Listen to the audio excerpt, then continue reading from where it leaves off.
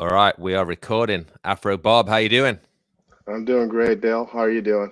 Good, good, thanks. I put my WD-40 T-shirt on today because you was a WD-40 guy as well, right? Yeah, good memories, man. Good times. Definitely good times. All right. Well, let's lots to talk about. I thought we would start with I don't know. 93 is when the first time you came onto the radar, at least for us in Europe, was the World Championships in Holland, Scandal, right?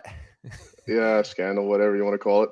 And then you won your class, which was what, 15x, 14x? 16X. Oh, six. Okay, so you won 16x, but the big highlight or the big really wow was you beat In-Hee, who was obviously GT Factory in the US. Multi times world champion, and yeah, you went up against him and beat him. And I think Alexis Vergara might have been in that main as well, right? He was in a main as well. All right. So what do you remember from that Worlds apart from the rain? Yeah, rain was a big thing. The world's, yeah, track was soft, as you know. Um, Trying to find good lines, clean lines were hard.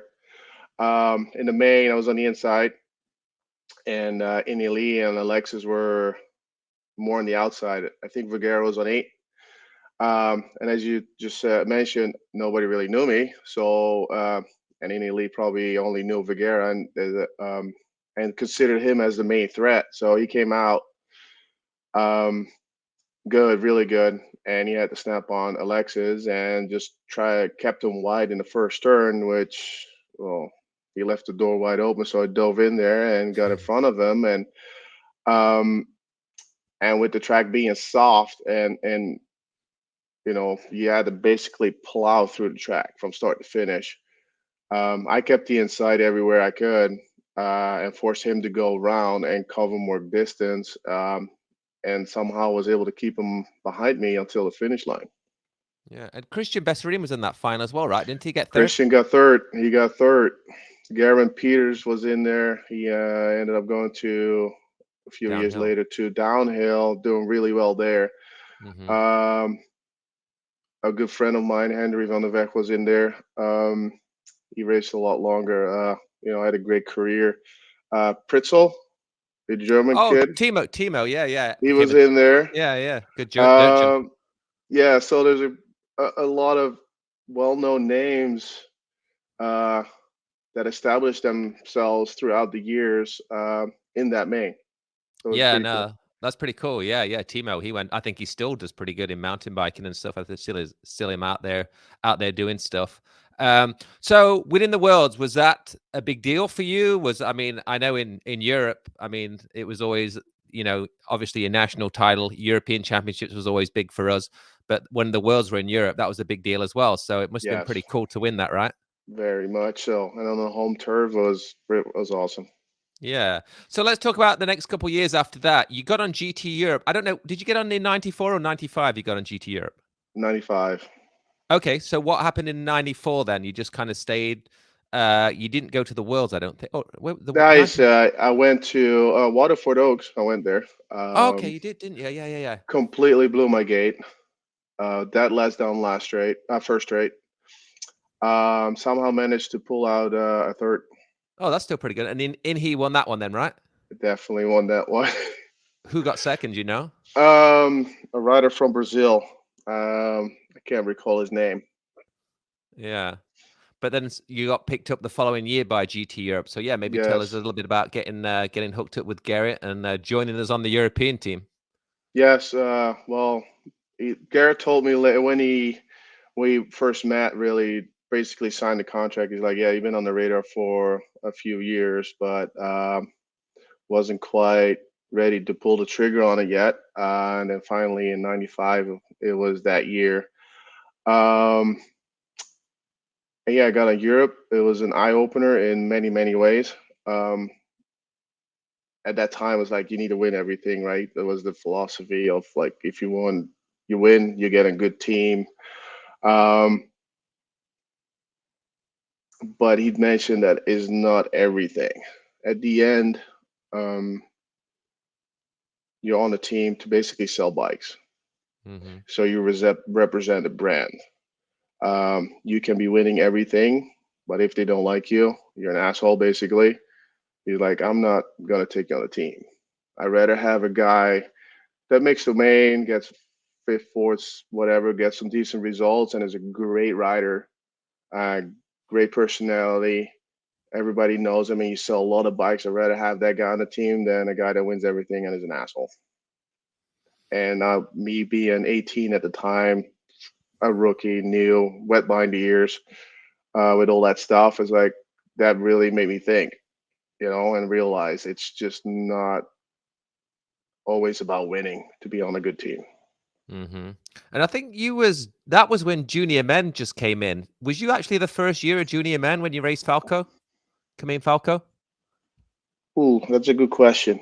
I can't recall. I remember going to Columbus, racing the World Cup there Mm-hmm. on the indoor. Um, could be. But you raced, so that would have been 95. You turned elite in 96. So the Europeans in 95 were in France, right? Was it Vallet? I'm just guessing. I think it was because Christophe was there. Yeah, it Uh, was. And I think you would have been junior men then, right? yes, So you would have I raced was. Falco. Yes, Carmine. Yeah, man, he was fast. Yeah, yeah. I actually remember you guys had some good battles, and then you obviously turned elite in '96. So yeah, maybe tell us about that transition, racing in Europe, some of the guys you raced with. Yeah, and I tell this to the kids I coach every once in a while, um, especially after have they transition from intermediate to expert, or they age up, that kind of stuff. It's my first race as an elite was in Dijon, the indoor race. Hmm. Um, that was probably the worst race I ever raced. I felt like I was pedaling backwards. I was not going anywhere. I raced like crap, basically. Um, but afterwards, looking back, it all turned out pretty good. So don't let one race determine your outcome. Your future and all that stuff. But yeah, that was Dijon was the first race. Was terrible. One to forget. Yeah, but you soon picked it up, and I remember by the European series. I mean, you was in the main straight away, and that was when there was me, Dylan, Jamie had already left in '96, so Jamie had already come to Ooh, the US. Yeah, he came to the so when you went into elite, that's when Jamie moved to the US. So there'd been okay. Thomas, Falco. I mean, there's a whole list of guys. Bass was a little bit. He was kind of moving into mountain biking. Rob Wilco, from Bolton, Rob Rob Bolton. Bolton. Yeah. Yeah, so it was Uh, pretty the tough. Dews family. Yeah. Peter and I don't know if Nico was still. I think Peter definitely, but I think Nico might have retired by then. Yeah, probably. It was So what do definitely you Peter. what do you remember about from that European series then from '96? At that time, I was become studying to become an electrician, Hmm. and I was part time studying, part time working, so a pretty full schedule basically. So not a lot of time to ride or train or anything like that. So the first year or two, I wasn't training like you did, full time, focusing on the sport. I went to the track 2 or 3 times a week, and that was it. So I guess I was making maze solely on talent and a little bit of luck. Um, but somehow I made it work. Yeah, and you kind of like say when you got on our radar, and then especially when you got on GT, I really started paying attention to you then. I mean, just your style of riding, you was already technically better than us, or a lot of us. You was always, no, even right through your career, you kind of the nosedive and stuff. So Yep. did you kind of know even back then you had an advantage where you probably got a bit more track skill than a lot of us guys? Um, yes, I knew if I, down out of the gate to the first jump, I was not as fast as you guys. But I know if I was in the mix, I can make moves and pick off a bunch of riders when the opportunity arose. And then I learned that from when I was 11, 12, 13, 14, when I was a pack rider. I wasn't at that time winning. I was every once in a while making a podium, but it was more 4, 5, 6. So I was forced to learn how to ride in the pack, and you and I were very good at it, and Hmm. we were could see stuff ahead of time and set it all up and just pull the trigger when the moment was there in a turn or down a straight or whatever, and pull off a lot of good results that way. Yeah, which was unusual for a Dutch rider. I think you go back even before your time. You know, Dutch were always known for being first straights, tall, good gaits, just powerhouses, low gears, Hmm. you know, Bass, Wilco, like Rob, guys we've already touched on. And then you can go back into the amateurs, even in all the classes, as you know, there's so many fast guys from Holland and always good down the first straight. But you kind of seem like broke the mold a little bit, right? Obviously, you were still good down the first straight, but for a Yep. Dutch rider, yeah, being more of a pack rider, where do you think that came from? Just like say racing and being a pack rider as a little kid. Yeah, just being forced to adapt to what you have, work with what you have at the moment, and not realizing at the time. And then eventually the strength kicked in, and then I started to basically whole shot in expert classes and stuff, and then I basically took it from there. Yeah. Who was it? Was there any particular Dutch riders that you looked up to in those earlier years? I didn't have a favorite, but I always enjoyed watching the elite class, super class at the time. I always basically be at the bottom of the starting hill, watch them guys do what they do. I was watching Boss, Rob, you, Jamie, all the elite riders, supercross riders back in the day. I really enjoyed watching them compete. But I Hmm. didn't really had a favorite, an idol basically. Yeah. Well, 96 was definitely a good year for you. Like, say, your first full year, making all the Euro mains, you made the world's main.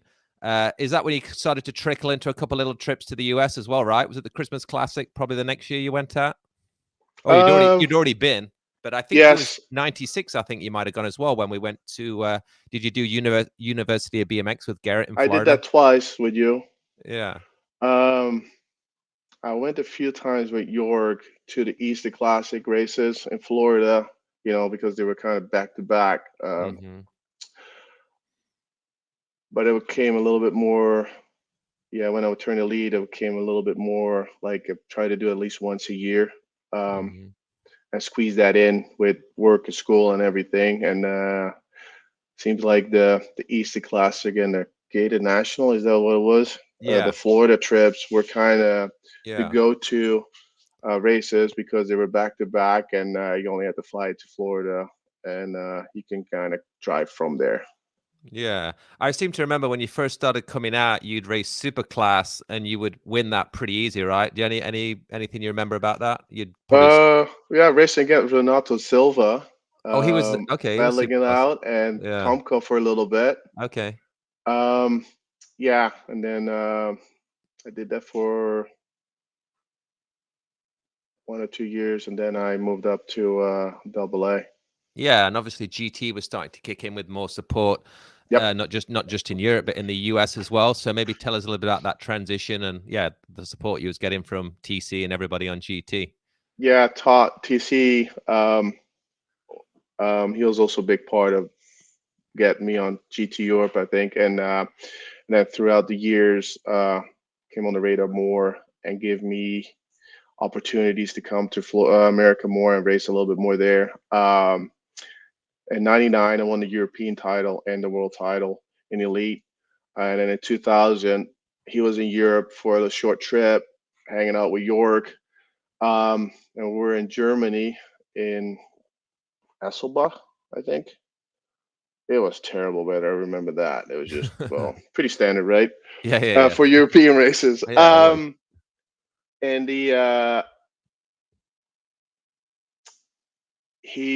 and I was doing good.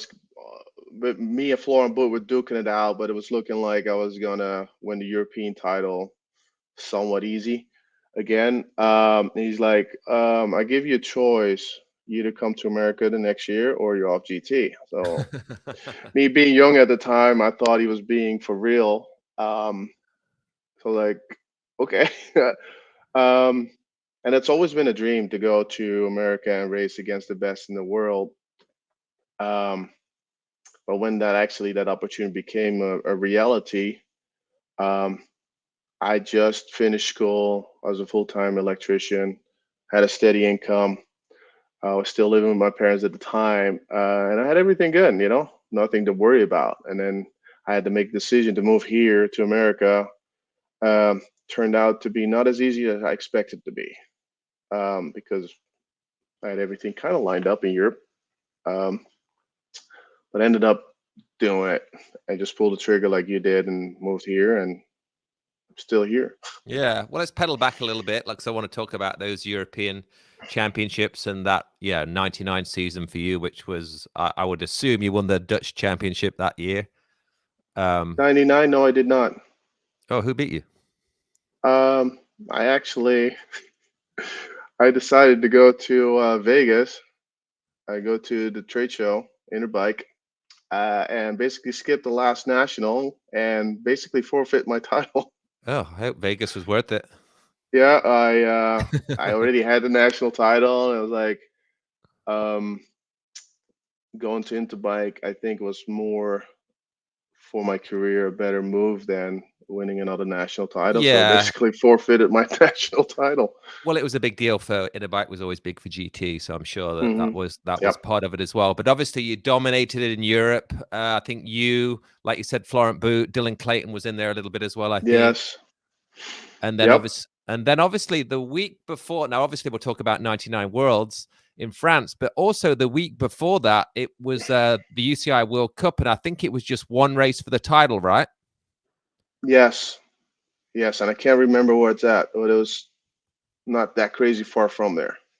Yeah. So what do you remember from it? I know Jason Richardson was there, Steve Veltman, a couple of the Yeah, I Americans came remember out early. pushing Steve Veltman off the track on the last straight.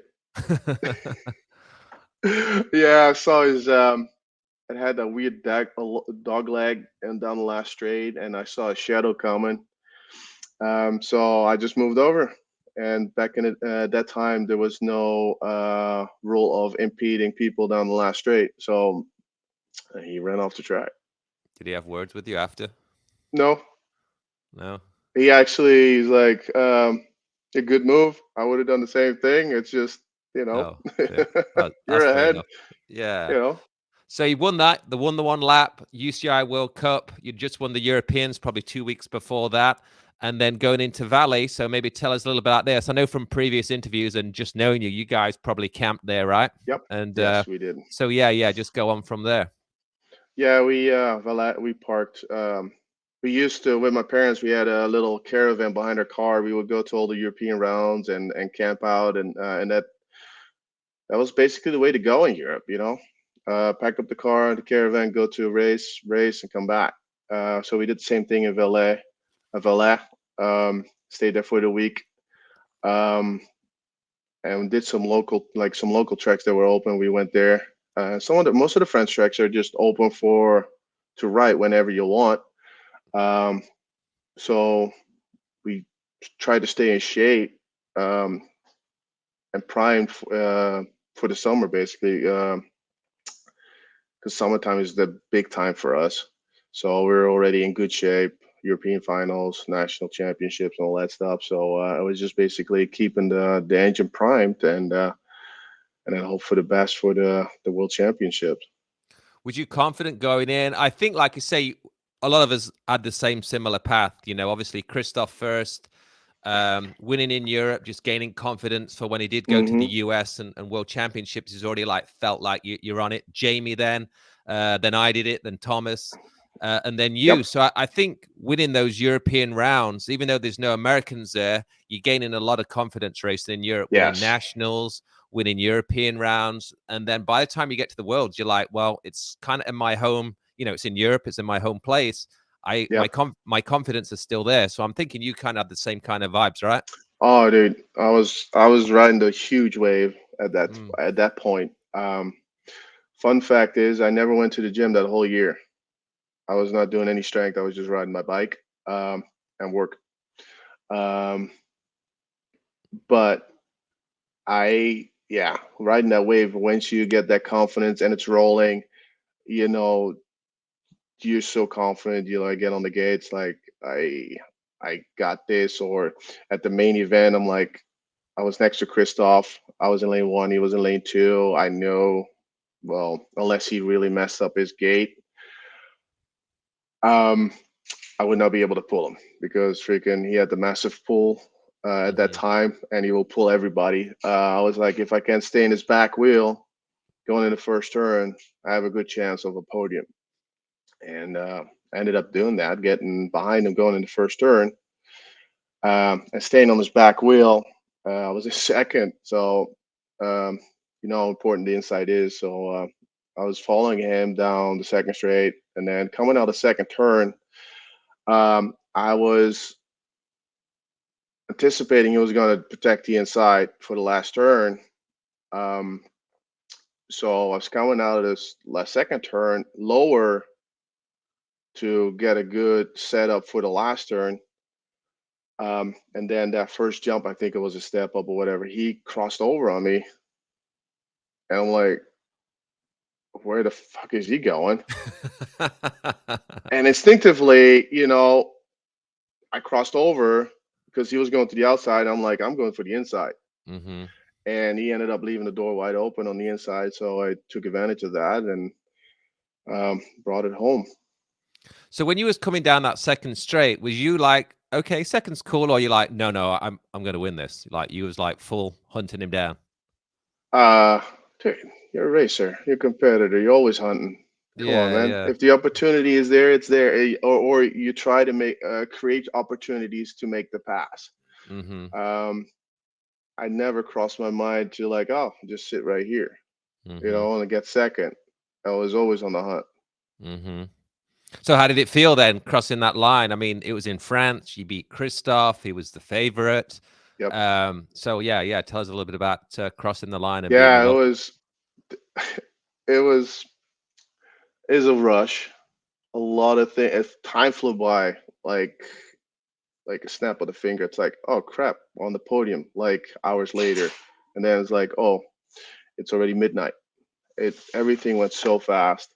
Um, but yeah, with the we were camping. I stayed at the campground. We had all the Dutch people that were hanging out over there, camping out there, just basically celebrating all together that evening, which was fun. But yeah, just stuff flew by so fast. It was crazy. Yeah, very cool. Yeah, like, to win it in France is amazing, you know. So, Yes, um, yes. Yeah, the Dutch. Well, in Europe, France was not the fan favorite. It was basically Europe against France, you know, and French against everybody else because well, they got a little bit cocky because they had really good riders at that time, and some were a little bit cocky. So it kind of created a little bit of friction over time. But they had so many great racers. So yeah, probably yeah. some jealousy from other countries had to deal with that too. Mm-hmm. Oh, well, still great deal, great weekend for you. All right, so TC made you go to the US. I don't think anyone's ever been made to go there, but you could be the first in BMX history. So, I think it was more being sarcastic, but right, right. at the point I was like, I thought he was for real. Right, but at the same time, Dutch, it wasn't really known. French, obviously, Christophe Thomas. Before that, you had Minosi. Bass went back and forth to the US a little bit, but never really Hmm. made the full move. Obviously, the English, we all moved out there. So it was not really common for a Dutch person to go and live. You guys seem very homely people. Yes. So yeah, how did you feel about moving out there and new opportunities and new challenges and goals? Well, it was kind of scary to be honest, because like I mentioned, I was staying with my parents. I didn't have to worry about anything. Food was taken care of. Um, didn't have to do all the figure out all the other stuff. You know, car insurance, electric bills, all that stuff. I never really had to worry about. And all of a sudden, it's like, well, you're here, figure it out. Get a car, get insurance, get health insurance, um, get food, breakfast, lunch, dinner. And it needs to be good food because you're an athlete, so you can just buy junk and go to McDonald's. I get that stuff. Yeah, it was. I had to do a quick learning curve on that part. Yeah, you base yourself in. Was you in Laguna or just outside Huntington somewhere, weren't you? I Could. was in Santa Ana, Okay. on the border of Costa Mesa and Santa Ana, one block behind South Coast Plaza Mall. Okay. Yeah. Not So too obviously, far from GT either. GT was basically right there. yeah. So what did obviously we were all there at the same time. You still kind of did your own thing. Would see at the track a little bit. You'd come and do gates once in a while at the Hmm. house and stuff on the street with us. But you still always kind of liked to do your own thing, didn't you? You was very quiet and did your own deal. Yes, Lone Ranger. That's just my personality, and that's how I felt in my element the best way. When I was riding with you, I felt it was with you and the other guys at Orange and all that stuff. It was too distracting for me. Hmm. Um, and then with Orange, with the gate being different than the national gates, um, it will mess up my gate. So pretty quick, I decided to go to Bellflower because the gate was more consistent with the national gates there. So that was the main reason I didn't go to Orange, because the gate would just basically mess me up Yeah, completely. it dropped quick. I remember. Yeah, I used to like that gate. It was, Yeah, I will freaking smash the gate at the nationals after that. yeah, it was tough. I mean, to be good at Orange, you would have amateurs there that could compete and sometimes beat Oh the yeah, pros down there. So yeah, but yet also guys that were king of Orange, but they were nowhere to be seen at the national. So it's like, yeah, they couldn't translate it. nope, I think king of I think practice. I think you was always very mentally strong, Robert, all the way through your career. Obviously, like Hmm. I say, you wasn't frozen out by Christophe and Thomas and all those guys. Um, over those years, what did you put that down to? Just the will to win, or you just confident in your own riding? That's a good question. I never really thought about it or looked at it that way. I mean, you really was I was, I think I was a racer, but you was kind of a new era of kind of, like a guy that you, like you said earlier, you could read the riders in front of you. You could make passes. You was confident. You didn't, there's a lot of BS being spoken around those years with between the riders and stuff. Yeah, Just the spoke race about that. didn't start when the gate dropped. It was in staging behind the starting hill. It already started. But Which you didn't let that distract you, did you? um, I learned pretty quick to not mingle with the guys. Kind of Hmm. stay to the side in staging because all the crap talking and shit talking and trying to get each other out of the game. I learned pretty quick to step away and cancel out all the noise basically, Hmm. and focus on what I can control, and not worry about who's next to me on the gate or anything like that. You It was basically me and the gate, making sure I had a good gate and good acceleration and so on and so on. And if I executed that well, I will be in the mix. And then racing is racing, and it's just always different. Um, so you can't really plan ahead of time, like, hey, this is how I'm going to ride the track. Um, exactly. um, and kind of just winged it from there. But I made sure that I had a good gate and a good acceleration on the starting hill, and then go from there. Was you using by the time you got to the US then, did you have that was kind of that was all kind of working out, coaching and stuff and training and trying different things. It was all new for all of us. So was Yes. anybody helping you in that department? Um, for a short time, yes. And then he stopped. It was just too much for him. And then I did some stuff on my own for a few years, and then got another coach for a little bit, and then Boss came into play when the Yeah, Dutch team came around. right. Can you remember your first big double A win? I think it might have been in Florida, right? Didn't you win one of those Easter Classic races? Jesus. Deal. I have no idea where my first one was. I think I it was in totally forgot. Florida. It was when we was on the road for those couple of weeks. I think you won one of those. I don't know where it Could was, be. but I know it's in Florida. But Yeah. I cannot recall it. I cannot Yeah. recall. So tell us about first couple of years of racing in the US. And how did you kind of ease into it all, and did you like it? I think I was you didn't. still going There back was no easing into it, dude. I got thrown in the pit. I was hanging out with you, Romero, Nelson. Gary Ellis, his last year, dude, you had all these big shots, and then here I come, rookie, like don't really know anything. I was like, what the hell, did I get thrown into? And then all the shit talking, I was just sitting there, kind of just keeping my mouth shut. I also know if you will run your mouth, there will be consequences in the class. There will be consequences. John Purse freaking sent me over to turn in Tampa in Pro Open, first round of Pro Open. We were still Right. doing motos, and I was first, he was second, and he's just like dive bomb on me, sent me over to turn for no reason. Um, I kept my mouth shut, Right. and just got ready for second round. Um, if you would go, well, Jackal at the time, if you go freaking go to him and start running your mouth, they would like, oh, you'll have a rough life. And so yeah, at that time I just got thrown in the pit. Felt like, and Gary, was it Louisville? That was his last year That race was in his last. Louisville. It was his last win. He won in Louisville, and his last race with Yes, Grant's a couple, but that's when Gary tripled all three mains. yes, from lane 8 too. Holy Mm. crap. No, that was my first time hanging out with you guys. I had to go with the pro car,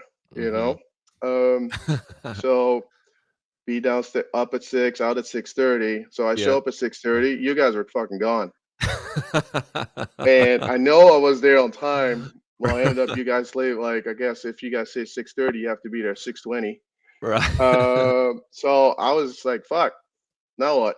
So I ended up calling TC. So he had to come back with his amateur van, with his amateur crew. Ended up having breakfast with them, and then we're going to the track. So it's like, well, be way ahead of time. Be early, Don't be there at 6:30. Be there at 6:20. Be ready to go. I think you would when the opportunity was there. You'd hang out with the amateurs instead of us. I think you could. Yeah, because Yeah. dude, you guys, yeah, I was not familiar with that whole situation yet.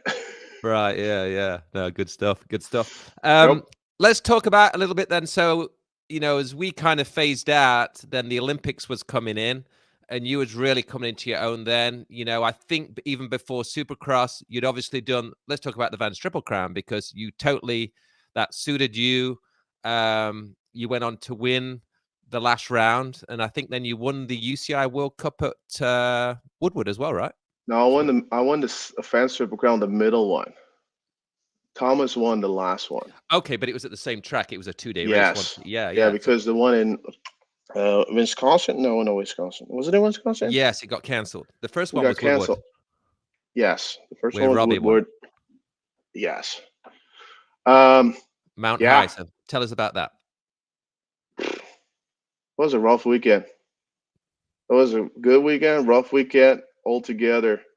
In practice, I ate shit down the triple at the finish line when you basically jump off a cliff, Mm-hmm. and right before I slipped the pedal, going Mach 5, so there was no stopping. So I flew up that triple, and then the landing was long, so it was basically a drop off. So I landed at the bottom. I missed the landing completely. Got punctured by my seat post, like the rails of my seat punctured my lower belly. We were riding the big GT He-Man pedals, and Yeah, that cut my calf as it did. very Yeah. deep. I ended up getting stitches in that, 2 inside, 3 outside. That was on Friday, so I was already kind of banged up. Saturday morning, warm up, I overjumped the double. You remember that truck crossing? You had a double and step up, where kind of the I cars remember could. seeing it. I didn't race that one, man. That track was way too hard for me. I sat and watched. Dude, Like it's I was. just jumps and turns, man. Yeah, no, that was way beyond me. But it was So I good. overjumped the double, and just no 50-50 that went over the bars, just basically drilled myself into the lip of the next jump, knocked myself silly. Had to lay in the GT trailer for a little bit. Um, a little bit, a long time actually. I was freaking hurting. Then TC runs in, dude. He's like, "You better get up the hill." First moto is ready to drop. It's like, regroup. You know how he says that? Like, Right. regroup. It's like, dude. I was like, I just walked up the hill, and you know how you sometimes get hurt at a race. You your mindset changes. It's Hmm. not about you're not focused on the company. It's just you focus on yourself and racing each lap by its own, making sure you make it to the next round, and so on and so on. And I kind of was in that mindset and was able to put it all together in that main and ended up winning.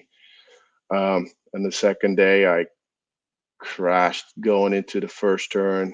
Robbie decided to move over from like five to trying to go to the inside lane one in like three pedal strokes. So he basically wiped out all the guys on the inside, and most of us ended up crashing in the first turn.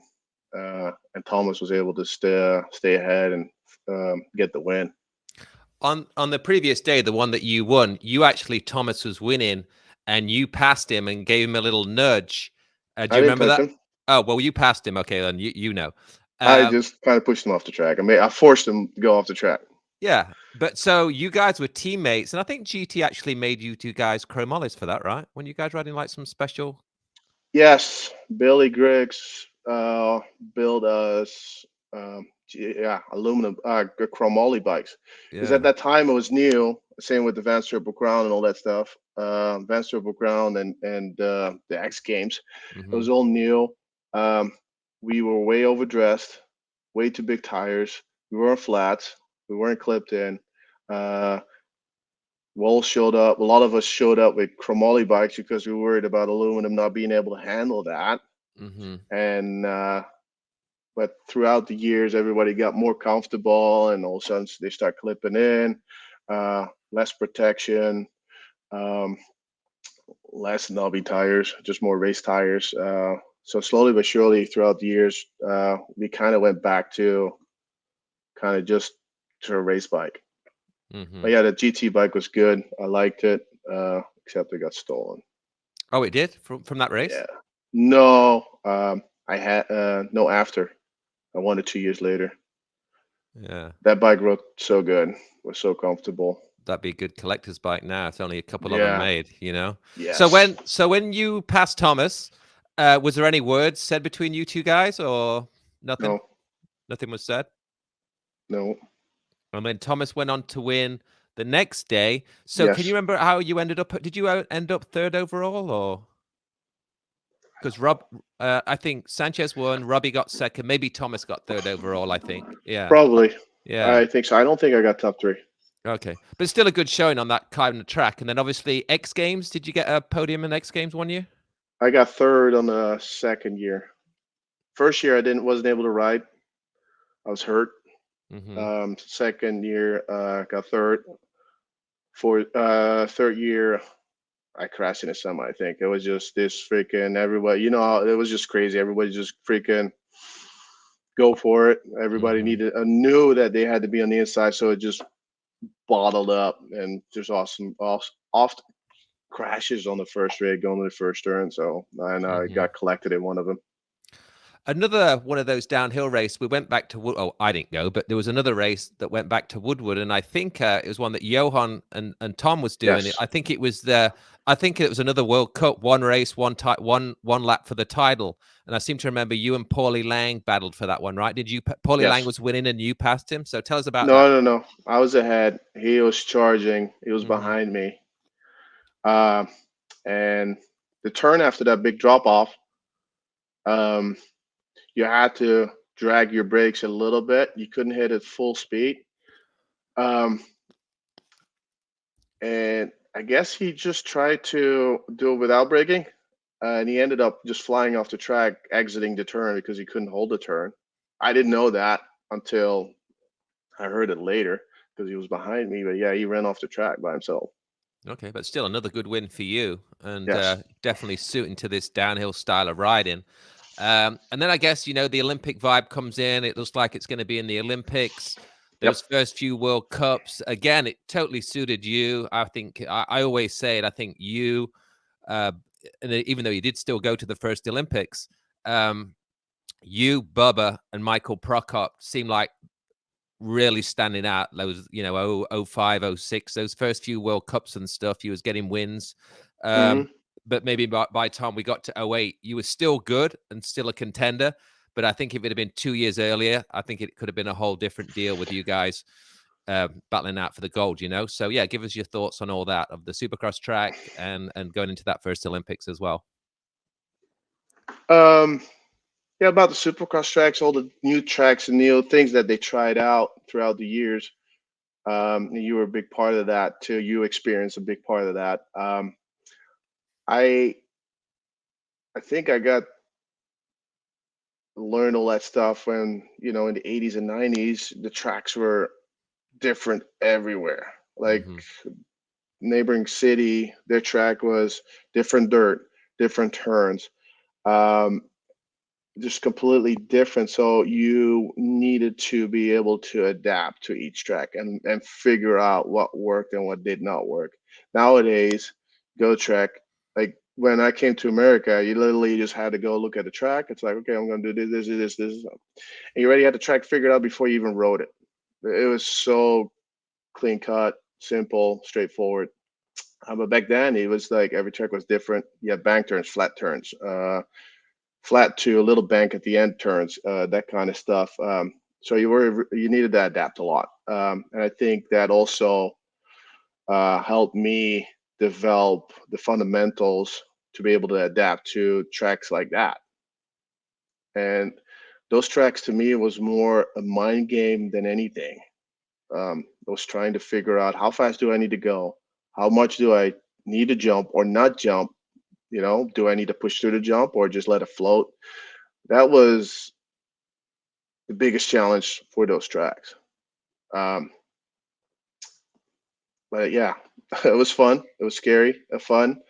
But for racing overall, it was not that great. Yeah. But like I said, you was definitely one of those early adapters. And at the same time as that, you were kind of in it, even though you are a little younger than us, you kind of came out the 90s era of, being a pro and then adapting to that new super Yep. class, supercross. Now you've got a coach, Bassa's come in, you've got all these young kids on your team. So that's a whole new experience for you, probably the later few years of your career as well. So how did all that go for you? Oh, that was rough. Like we talked about a little bit earlier, it's like I was kind of like a lone ranger, and all of a sudden, lone ranger doing everything by yourself, figuring things out by yourself, knowing what you needed to do for yourself, and all of a sudden, hey, Dutch Federation involved, getting thrown into a group with young kids with literally 7, 8 years difference.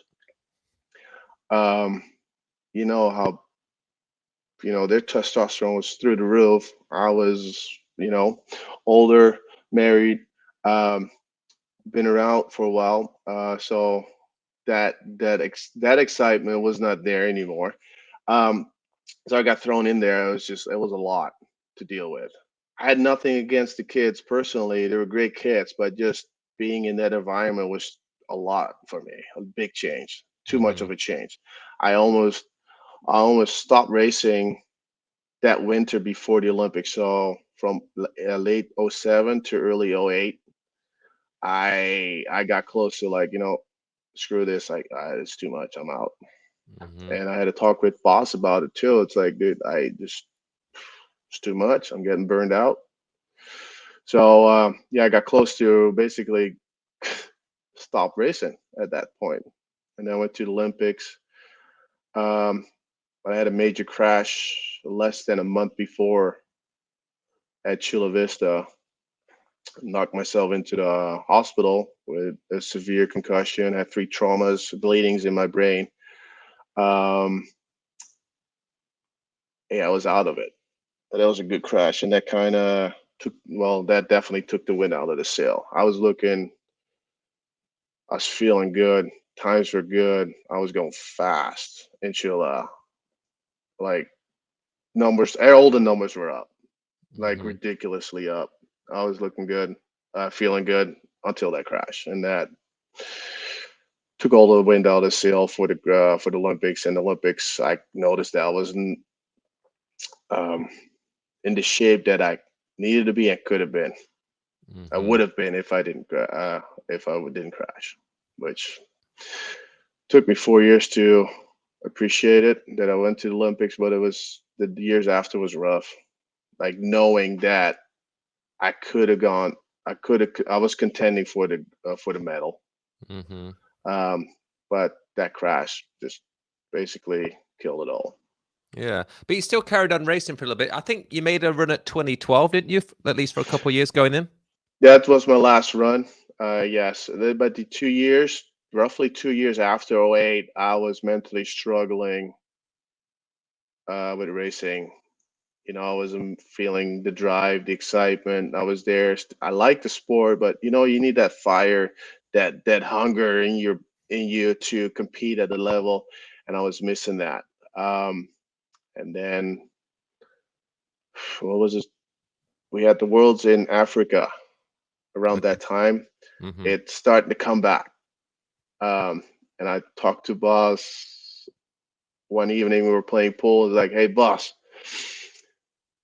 I know the last few years been rough for me. You know that. I know that. The desire was not the greatest, but dude, I'm starting to get hungry again, Mm-hmm. and I want to make a run for the Olympics in 12, and I know I can do it. I have it in me. Um, but there's a few things I want to change. A lot of training with him was good, but I was missing a little pieces here and there, especially felt like the conditioning part because I was older. I needed a good conditioning, base endurance. I was missing that. I wasn't recovering like I used to. So I asked him if it was okay to make my own training program, keep him in a loop and all that stuff, and work together. Um, and make a run for 12. And he looked at me. He's like, he was surprised. I Right. caught him off guard with that comment he mentioned later. And he was excited. He said, too, I could tell in your eyes you were being serious about it. And that's also when my daughter was born in '08, '09. So also I had to train, but also take care of my daughter at the time. Um, So I had to be really, really creative with the training program, and it was looking really well. First race in South Africa again, I made the main that year in 11, and I hadn't really done any speed work yet, and I was already in the main, so I was feeling good. And then a month later, I broke my ankle at Bellflower BMX. Oh. That kind of ruined it. Is that when you kind of retired after that then? Well, I finished the years because I had some contracts and stuff. I tried to come back. Um, as quickly and as well as possible. But the last year and a half before the Olympics, everybody is just ramping it up, focusing down on things aims toward the Olympics. And the gap that was created for me not able to train for a while at maximum capacity, the gap got too big and I couldn't overbridge it. So um, I wasn't able to qualify. Mm-hmm. Is that And when that you was it. started easing into the training and coaching and stuff then? Is that where that kind of started? Well, kind of rolled in. Like I was Bellflower, I was helping out. I was doing riding there, training, getting ready for things. That was basically my stomping ground, and um, yeah, starting to coach a little bit, and then just from one thing rolled into another, and so on and so on. And now I'm, you know, helping out maintaining the track. It seems like when I'm watching you on social media, it seems like you're doing a lot more than helping out. I mean, you're literally fixing berms, doing clinics, doing summer camps, running the gate. I see even racing some little bikes, something what there was little pit bike Yeah, fat things. boy. Yeah. So yeah, it seems like Bellflower is consuming a lot of your time, and that's kind of where you're at now, right? So tell us a little bit Yes. more detail on all that stuff. Uh, I always enjoyed working on BMX track from when I was younger back home. I was always when there's track rebuilds or maintenance stuff, I was always there helping out. So I always enjoyed that. I still enjoy that. So Mark, Tammy, Estep's son, um, was doing the track, and then I ended up just helping out because I always enjoyed helping out, getting the track in the best shape it could be. Because I think we all enjoy riding good track, and with dirt, it needs love. If you don't give it love, it's just gonna go to shit.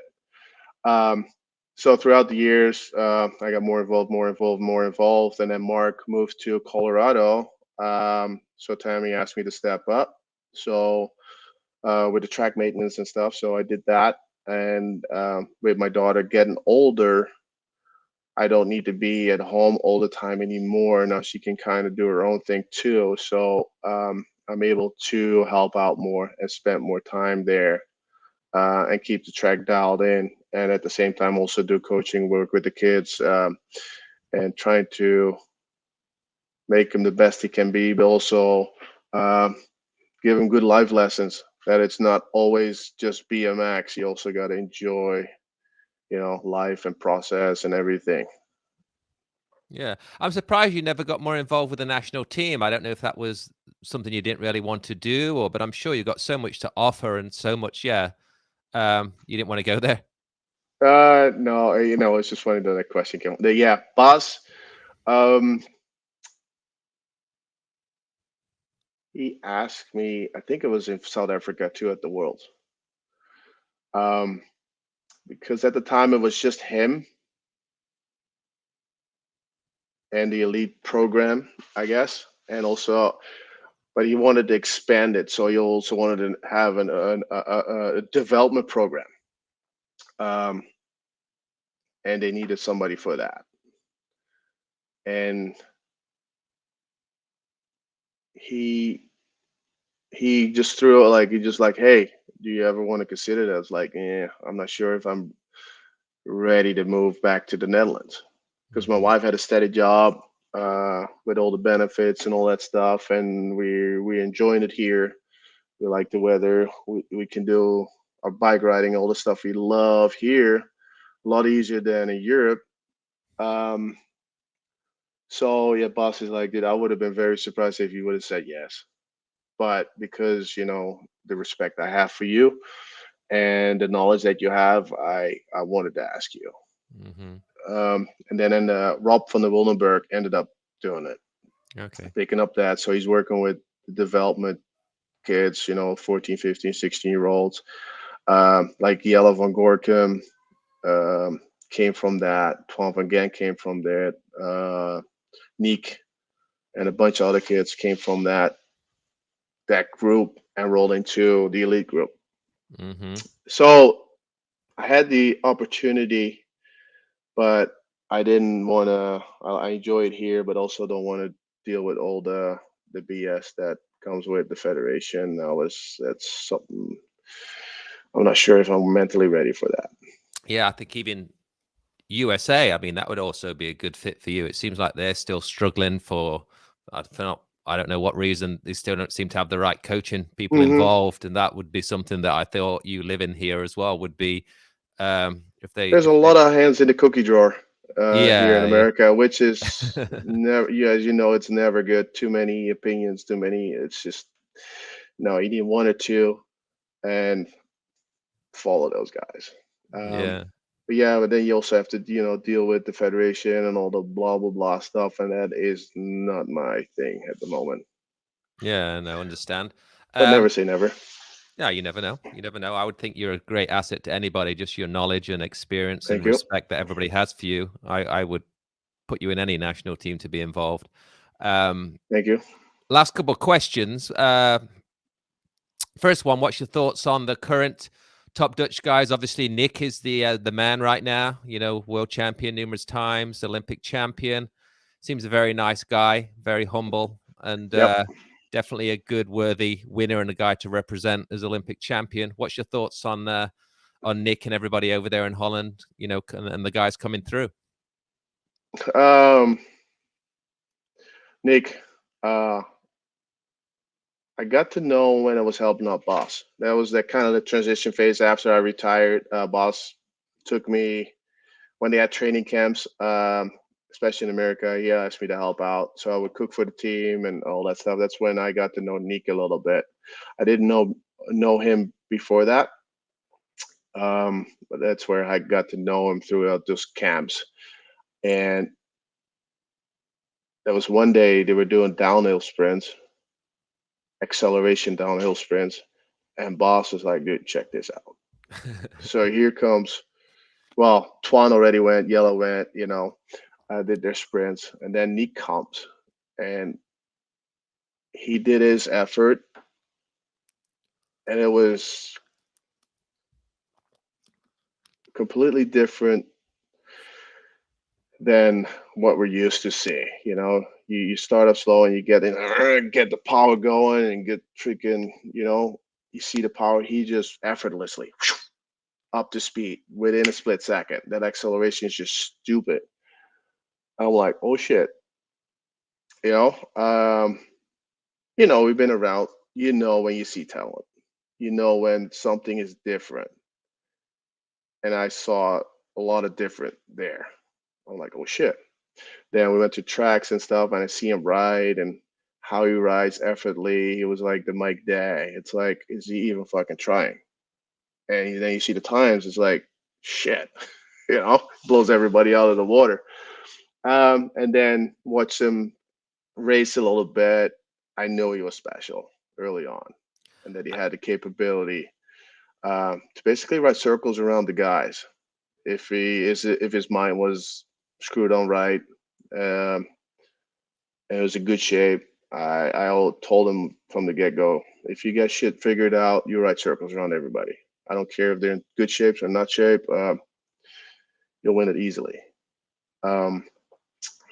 So we've been in contact for years.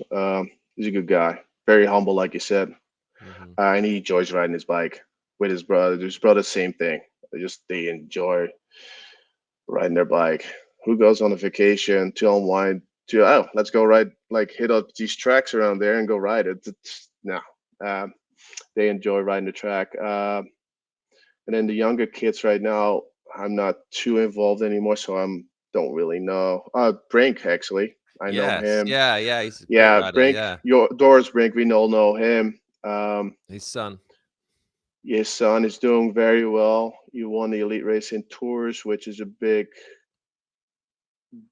big one for Europe, considering. Yes. He won one day, which was good.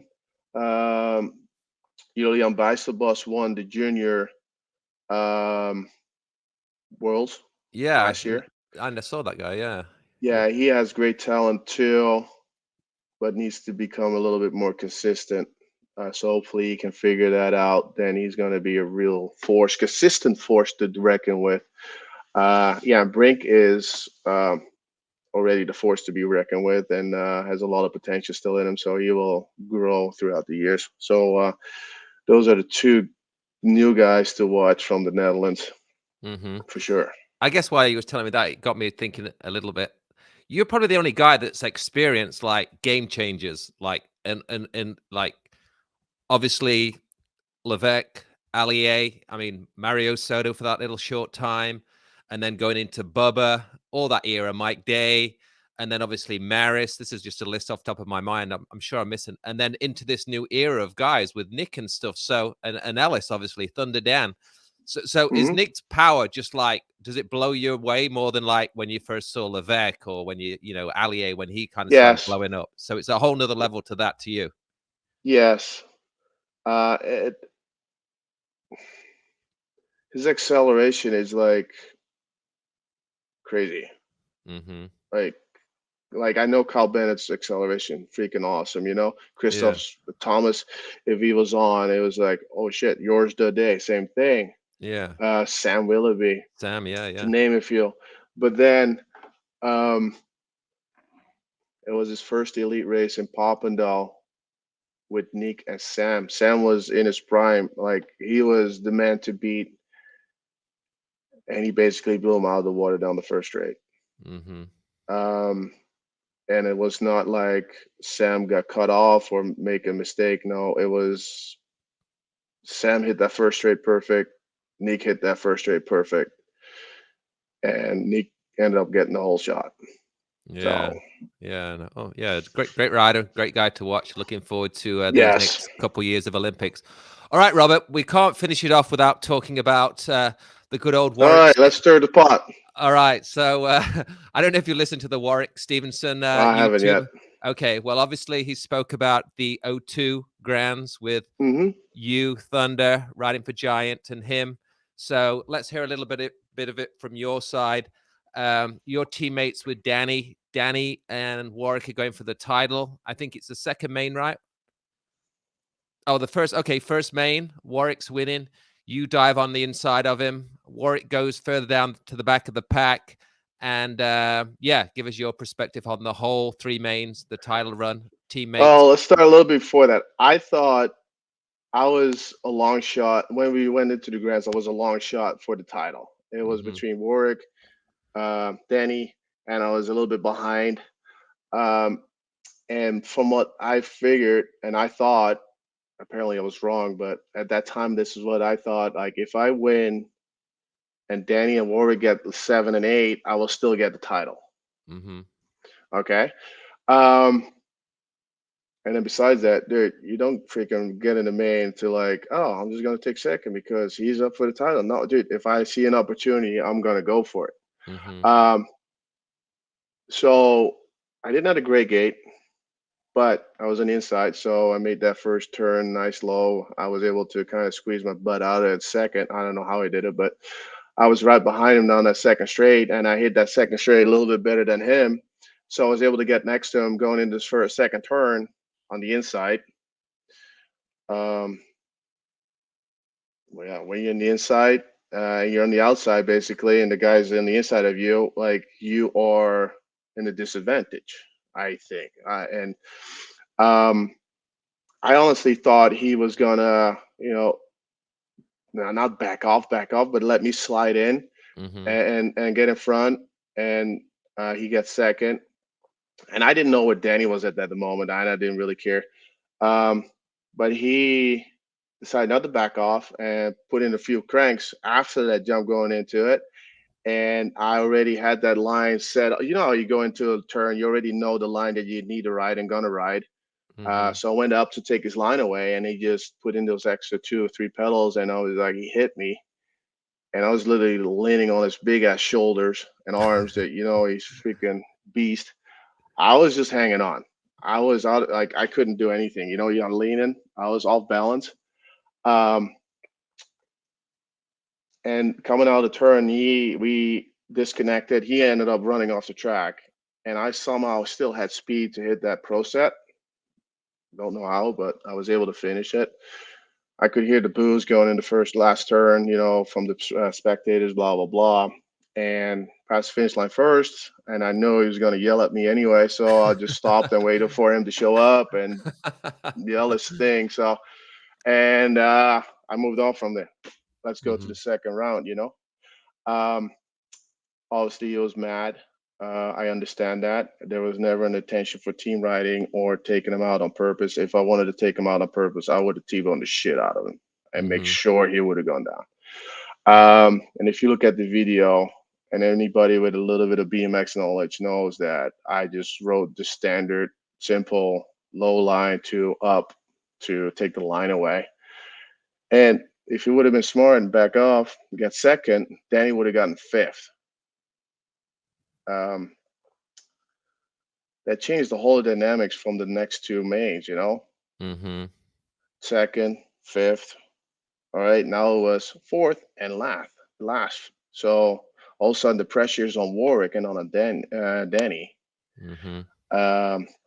And then Danny just oh shit. He's like, okay, I just need to control it the next 2 rounds and I'll be good. So that little decision changed the whole dynamics of the next second and third main. But yeah, he has another opinion. He really thinks I took him out. I didn't. If I wanted to take him out, I would have just T-boned the shit out of him. Yeah, and I know the way of riding you are, and knowing Danny, I really couldn't see you guys, and I think Warwick said it a little bit on the interview that he didn't expect you guys to be having a conversation before the race, like, hey, this is what we should do. No. And the way you ride, I don't think you can't plan that stuff in BMX, like trying to hey, if you need to do this, I'll do this. Dude, there's too many variables in BMX. You can't plan it out. And then at that time, I still thought I could get the title too. Mm-hmm. Until later, after later that night, they said like, dude, you couldn't win it anymore. Like, oh shit. But then again, shit, you're in the main event. You want to win the grands. Yeah, of You don't course. want to Yeah. settle for seconds. Yeah. Fair enough. So. All right, Robert. So that's, I think Danny's had his say. Warwick said his say, and there's your say. So we got three opinions on it, and I think Danny kind of said what you did. Still, good entertainment for us that were watching, and I'll bet. hopefully the people listen this like it as well. So, all right, Robert, I appreciate our chat. We could go on, I'm sure, maybe again at some point. I like talking Euro stuff, so we could dive into some Euro stuff down the road. Yeah, But let's do that. That would be yeah. fun. Yeah, definitely. But any final words or thoughts on everything? No, not really. But thank you for having me. It was fun, and yeah, we can't go on and on and on, but then it's going to be way too long. Yeah, yeah. Well, we'll do a European edition at some point then. That would be fun, or Sounds maybe good. GT edition. A GT as well. Yeah, the stories were endless with that. Do we So really want to go there? To be honest, not all of them. Some of them. But you was right there in the background, or you was the getaway driver numerous times. Yes, I was the Bob, designated driver. All right, Robert. Great chatting. Good luck with everything in Bellflower, and we'll catch everybody next time. Thank you, man. You have a great one. Cheers.